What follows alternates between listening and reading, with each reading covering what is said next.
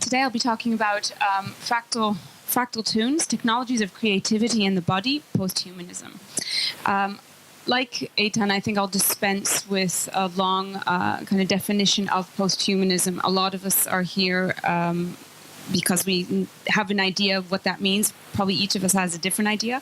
But we've all read Haraway, and we've all read Hales, and we all heard Vint, and we all understand that posthumanism is complex, it's ambiguous, and it has very interesting and important ethical implications, legal implications, gendered implications, social, racial, cultural, and I'll be looking today at aesthetic implications. And so I'm kind of taking the posthuman as given, even though, I know we all mean something slightly different by that. And what I want to think about today is how do artists, how do creators accept this kind of technological extension in kind of powerful and creative ways. And I'm going to theorize this using the notion of the fractal. Let's see if I have my definition next. I do. The point about the fractal, and I'll talk about, these are the kind of the defining features of the fractal in a moment. The point about the fractal is that it shows us that we're not doing anything new. The supposed gap between technology and nature is non-existent. Right, the fractal is It's a system of geometry. It's a shape. It's a type of measurement with which we determine irregular shapes. So Euclidean geometry is a straight line, a perfect circle. The things we study in school. Fractal geometry is what we use if we want to describe a coastline or a fern leaf or kind of complex, more complex and more organic shapes. By bringing in the fractal as a paradigm, we can learn how to recognize the intertwining of the supposedly distinct worlds, that is, nature and technology. How our bodies, our borders, are no longer clearly identifiable, but resolve into a series of processes. Okay, so we've got four defining features of the fractal, which you can see there. It is self-similar. So if you want to think a snowflake as an example, you take a snowflake, you cut it in half, you still have a snowflake, right? Similar to itself. It has an intensely irregular shape. It lacks smoothness. In other words, I'll just read all of them. It has a fine structure at arbitrarily small scales. Sorry, this is in my way, and I have to. Okay. Can you help me here? Because I can't see my screen. Okay. Can't. It shows increasing and infinite detail upon magnification, and it can be described by iteration. It has a simple and recursive definition. In other words, if we take the shape of a fractal and we magnify it, we realize that you can actually not draw a smooth line from any 2 points. But every time you get closer, it becomes more and more complex. We can talk more about how that's structured later on. So the infinitely detailed, reiterative, and self-similar fractal is a mathematical structure that allows us to represent borders as dynamic, bodies as processes, and objects as possibilities. The working hypothesis of this paper is that fractal geometry provides a language, a shape, and a system of analysis through which current cultural, aesthetic, and political productions can be better understood. And rather than waste even more time on a theoretical exposition, I'd like to give a few examples that will hopefully make this clear. In turning to the fractal, literally, thematically, technically, or metaphorically, I'll be looking at four musicians. So kind of my body of analysis today is the production of four popular musicians. And these musicians really map out the geometry of a natural world in which the technological has become organic and is welcomed as a productive force of beauty rather than posing as the threat of human destruction. We heard this morning about video games. Is Sean still here? But and kind of how threatened we are by cyborgs and so on, and kind of that pervasive and persistent fear. And so here we've got some musicians who actually embrace it in really creative and interesting ways. And the four musicians I'm looking at are Beck, Björk, Kutiman, and Amon Tobin, and I'll introduce each separately in turn. Now, the link between technology and music is not new. In fact, it's very old, from the beginning of recorded music, if not even before that. We see the juxtaposition or kind of the creative interrelations between these two ideas or these two fields. And it's not new in contemporary popular music either. You can go back to the 70s and 80s. We talked about Kraftwerk over lunch, Emerson, Lake and Palmer. A lot of popular musicians from earlier decades considered the role of technology, but often it was in opposition to the natural. More modern recordings, albums by Moby, by Radiohead, also incorporate the technological into their music in very interesting ways, but they're often, it's as a stand-in for the human. So the one becomes kind of a replacement of the other. The emotional weight and the complexity is transferred from the human voice to the digitized voice. Now, Beck, who I'm assuming many of you are familiar with, Beck Hansen, is always doing interesting things, and recently came out with a very interesting album because it wasn't actually recorded. He published the sheet music with suggestions for the performance and the arrangement, and then he invites us to ignore them. And if you want to actually hear this, you need to perform it. And if you're not sure about how to do that, well, you can go to his website and listen to other people who have performed it. And it becomes this kind of dynamic, interactive process of constant creation and recreation. And this is an example of one of the pages of this. I'm calling it an album. I don't know what else to call it. And it's called Song Reader. In his preface, Beck describes the motivation for his project. Broadly speaking, he says it had become nearly impossible to reproduce the sounds we hear on the radio. Any of the recent pop hits are so thoroughly processed that the link between what we hear and what we can actually physically perform, that is, holistically, organically recreate, is very tenuous. It's very difficult to listen to a Beyonce song and then to just, sing it in the car and sound the same, even if we had that kind of voice. Rather, however, than resorting to the kind of nostalgia that romanticizes an era past and simply producing some retro song, and rather than simply lamenting the disembodied voices of technologically mediated pop tunes, Beck's Song Reader shatters the clear divide between private and published or public, and exacts an ongoing dialogic response with which we embody that music. In order to experience this, we must make aesthetic and even political choices. The act of making public is effectively a political act. Moreover, the very notion of a complete whole is subverted in the plethora of musical fragments appended to the book. So if you look at some of the pages in this book, on the corners of it, there are these fragments, either kind of musical notes or kind of musical references or little supposedly handwritten notes, and each one leads you into, think of the fractal, leads you into kind of a plethora of other possibilities. Some of these fragments actually come from pre-existing musical texts, and some of them are made up. And it's kind of up to you to do what you will with that. He calls these answers, these fragments. And in an interview about this album, he was asked, or a comment about his album, some of the songs here have 7 or 8 answers added to them. I think we ended up with almost 50 of those little compositions altogether. Beck says, I was drawn to the idea that with all these fragments of other songs, there was a sort of Borgesian aspect of whether they really existed at all.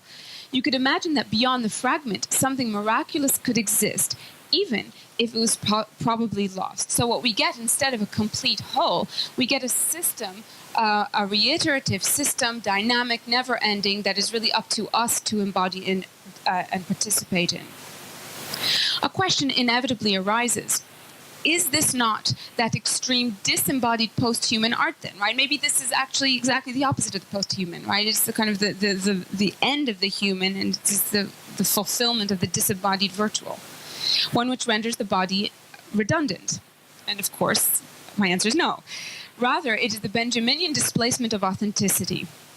For those of you who know the reference, the source of truth, the aura, the beauty, the meaning lies not in a moment of original creation, but becomes manifest in the here and now of the performance in the most literal and extreme, and I argue political manner.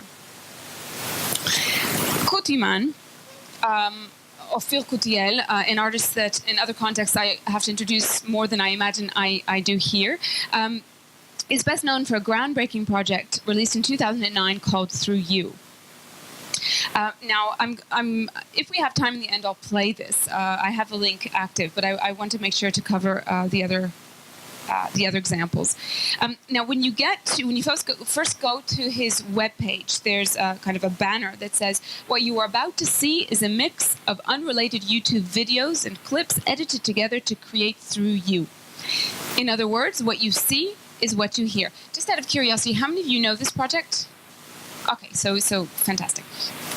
What is particularly fascinating is that Kutiman has extended the boundaries of music to incorporate the visual as well.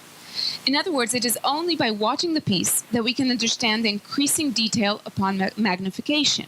Each Kutiman piece leads us to a spiraling path of clips and then to originals, so that at any given moment, what sounds complete disintegrates into a plethora of fragments. And the kind of disruption of the completeness has to do with the visual. Because if we just heard this, it could pretty much sound like a neat, nice melody, tune, and possibly rhythm. It's only by incorporating the visual it becomes so much more complex.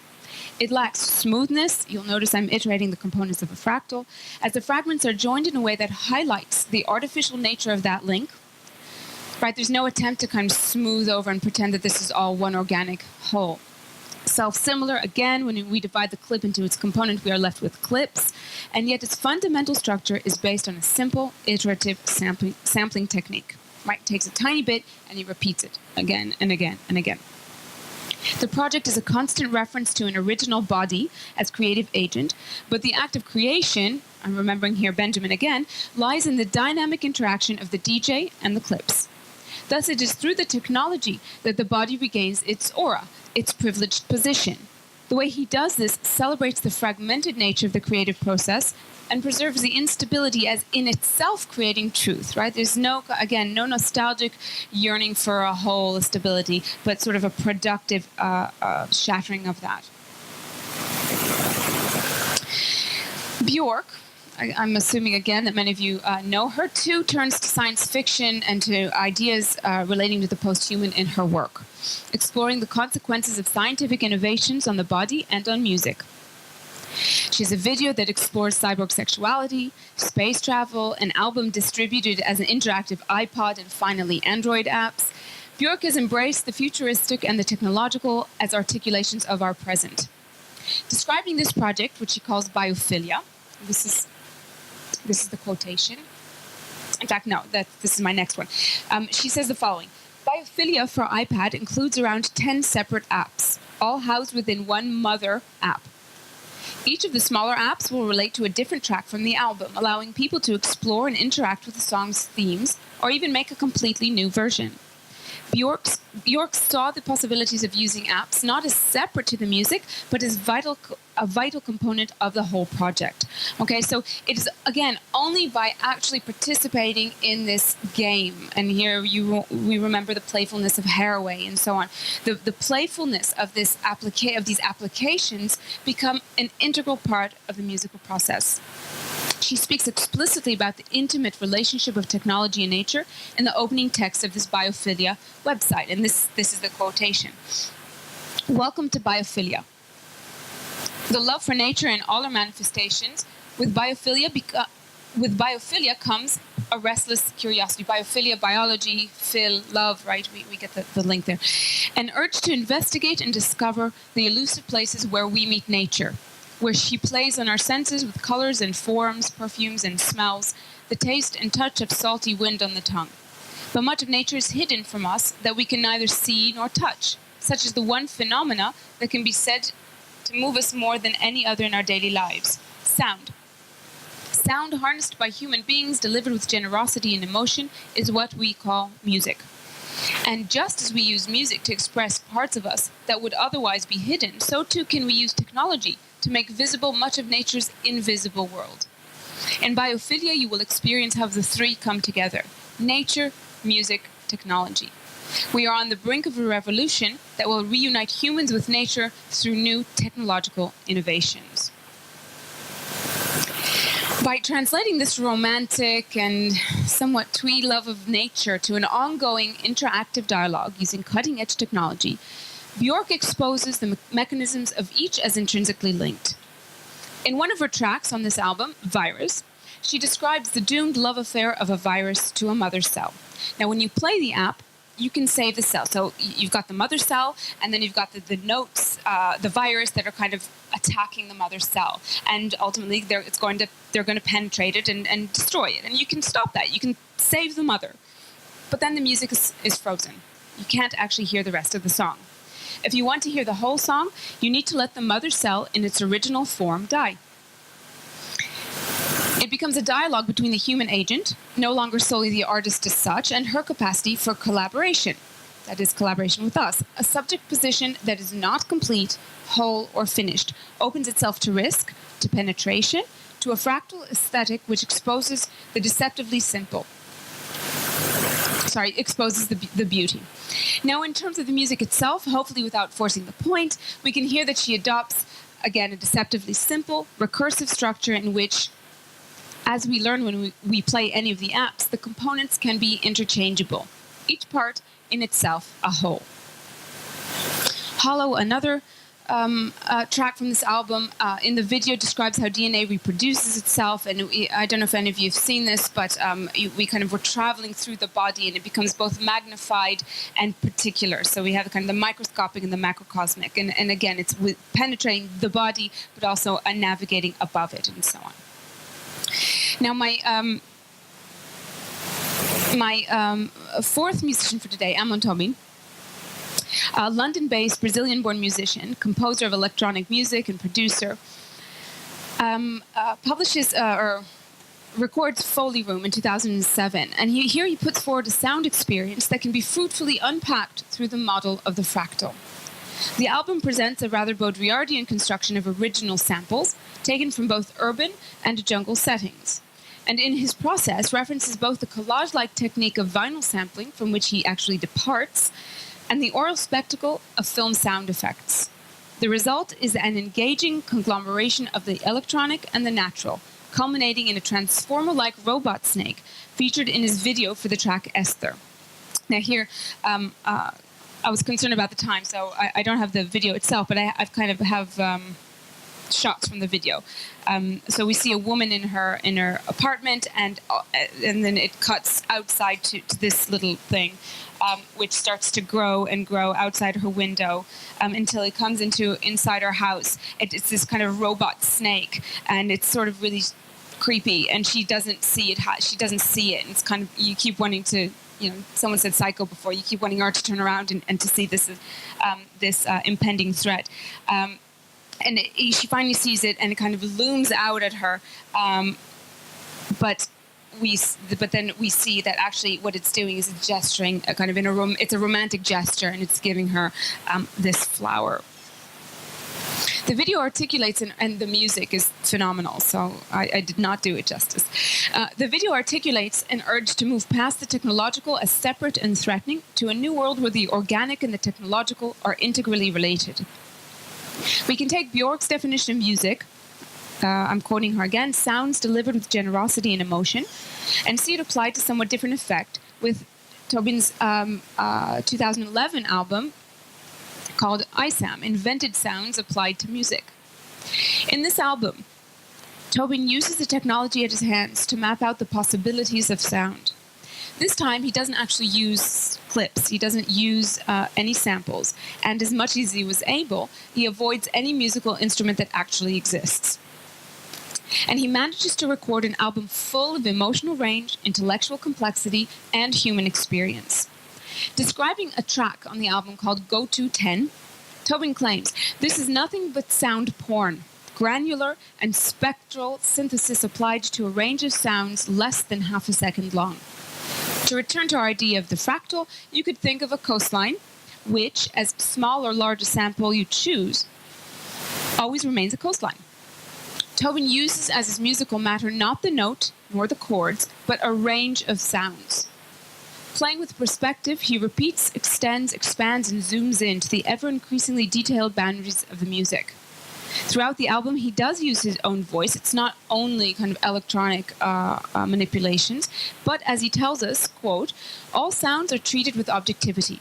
My voice is up for grabs as much as my chair or my synths." And in fact, in one of the tracks, he actually records the sounds his creaking chair makes when he sits on it using different pressure points. So he kind of amps up and hooks up his chair, and then he kind of moves around on it, and he records it, and he actually creates a very sensitive, interesting musical production. His voice, what we might often agree that is the human agent of self-representation, becomes synthesized and gender-modified. It sounds feminine. So that the role of his body in the act of creation is dramatically altered from the classical notions of body as foundation of identity. It becomes, and here I'm thinking of Judith Butler, a site of manipulation and thus of resistance. Lack of time prevents me from going any further. I do just want to mention a final collaboration that he has with Tessa Farmer, a sculptor. The collaboration is called Control Over Nature. Farmer works with organic materials such as roots, dead insects, and bones, creates a supremely delicate, disturbing, and complex universe populated by these tiny and spectral figures. So these are about that size. I mean, you walk through the installation, you have these kind of minuscule skeletal bees kind of flying around you, and this all, you know, with Tobin's sound kind of surrounding you, it's very powerful. Quoting from the curator's description, her forms evolve as something alien and futuristic. The collaboration perfectly captures the themes surrounding ISAM: sensory deprivation, disorienting situationism, and the mechanization of natural things. This interaction of the body with technology to create a newly natural world. Fractal analysis, to conclude then, provides the necessary terms with which we can begin to fully understand as well as take responsibility for the implications of technology in our lives. Doing this, the very process wherein we identify ourselves becomes recognizably ongoing, dynamic, complex, and thus the art we create out of this identification too takes on new dimensions. From the oral matrix of Amon Tobin's sound and the skeleton fairies made of bee wings and electronic music, in his collaboration with Farmer, to the galactic travels of Björk's Moon, or solipsistic lesbian androids, from Kutiman's innovative piecemeal YouTube composition to Beck's non-performed new album, we can begin to recognize a shift from holistic or organic view of musical narratives inherited from a classical model of art to a distinctly post-human one, where a principal aim of the production is the ongoing, ever-shifting composition of new worlds, all thoroughly enmeshed in the post-human effects and aesthetics that pervade Western popular culture. These musicians, both through their production techniques and the motifs of their music, acknowledge the inextricable penetration of technology, even in its most sophisticated forms, into the commonplace. Thank you very much.